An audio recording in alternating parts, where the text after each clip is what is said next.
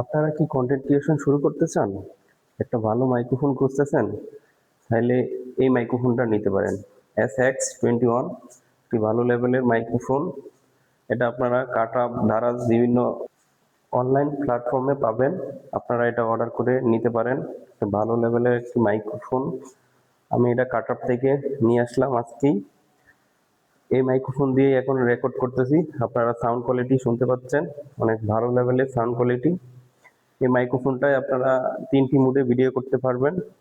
একটা ওয়াজ রেকর্ড করার জন্য এবং নয়েজ ক্যান্সেলর মোড, নরমাল বা সাধারণ মোডে আপনারা ভিডিও করতে পারবেন।